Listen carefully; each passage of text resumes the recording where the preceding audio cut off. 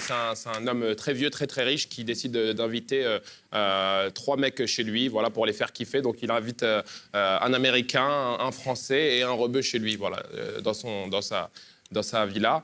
Et les 3 vont dans le jardin. Il y a une grande piscine, mais il y a un crocodile dans la piscine. Parce que quand c'est un blindé, le mec il a des lions, il a un crocodile dans la piscine et tout. Et t'as l'Américain qui saute, qui voit pas, il se fait manger par le crocodile. Et t'as le Français qui saute dans la piscine, il voit pas et tout, il nage un peu, il se fait manger par le crocodile. Là, le rebeu, il saute dans la piscine, le vieux riche, il sort comme ça, il regarde, et le rebeu, avec le crocodile comme ça, il lui dit « Eh, ça que la piscine la coste, hein !» C'est le couple présidentiel. Monsieur Macron, actuellement... Oui, monsieur Macron, Madame Macron, ils sont au Maroc, ils se baladent. Ils ont besoin de souffler un peu. T'as compris l'année qu'ils ont eue, c'était relou. Ouais, c'est vrai. Bon. Et ils tombent justement sur un génie. Une lampe, il frotte, le génie il sort, et il dit, vous avez le droit à un vœu. Et dit, écoutez, mon génie, je suis le président de la République, je vais avoir des problèmes avec cette blague, moi.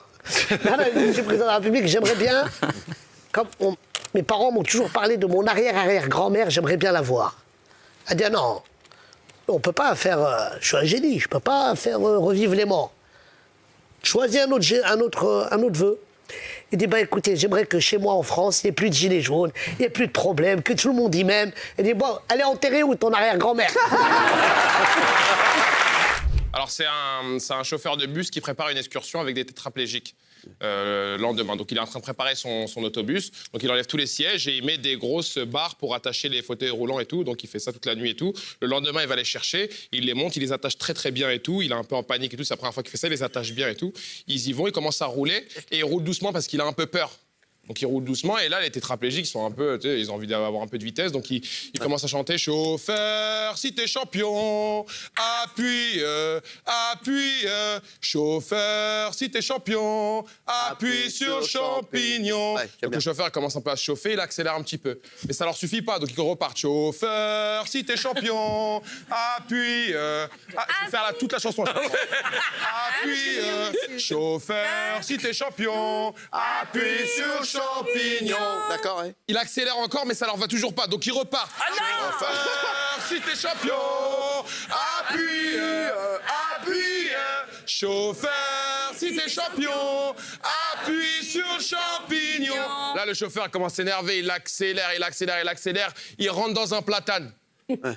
Il regarde le chauffeur comme ça. Tous les tétraplégiques regardent le chauffeur comme ça. Il a les jambes encastrées dans le volant. Il le regarde, il chante. Il est des nôtres. 2 mecs qui sont bègues, ils ont grandi ensemble, ils ont fait l'école primaire ensemble, le collège ensemble, le lycée ensemble. Mais arrivés à la fac, ils se sont séparés, chacun a fait sa fac. Et 2 ans après, ils se retrouvent par hasard dans la rue. Et le premier bègue, il croise le mec, il dit Bernard!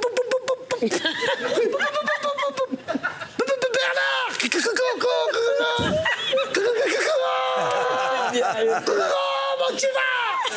Eh ben, je vais très bien. Non, mais oh! Tu peux bégayer plus. Il dit, mais non, je bégaye plus. Ça y est, c'est l'ancien temps. Comment t'as fait? Il dit, bah, c'est simple. J'ai été voir un marabout. Il dit, mais marabout. Comment ça, un marabout? Il dit, t'inquiète pas, tu veux parler normalement comme moi? Il dit, bien sûr. Il dit, écoute, il lui donne l'adresse. Il dit, tu vas, t'appelles pas, parce que comme t'es bec, t'as pas le forfait, toi, ça va durer 2 jours. Vas-y directement. Il dit, d'accord, je vais y aller à pied. Il dit, ouais, prends à pied, parce que maintenant, dire au taxi où tu vas, ça va durer 2 jours. Il y va, le mec, il sonne. Bonjour. Eh bien oui, je sais pourquoi vous êtes là. Il dit, on vous a prévenu? Il dit, oui, rentrez. Alors il rentre dans une chambre noire. Il dit, il entend juste une voix qui dit, avancez. Il avance. Allez dans la 2e pièce. Il dit, mais oh. Mais qui me parle là? Il dit, avancez et déshabillez-vous. Il dit, oh, je peux pas enlever toutes mes affaires, quand même. Il dit, déshabillez-vous. Il se déshabille, bon, il exécute. Il dit, penchez-vous en avant. Il dit, oh, c'est ça sent pas bon, ça. vous si vous voulez parler. Alors il se baisse. Et un mec, il met un concombre dans le... Et il dit, revenez demain pour la lettre B.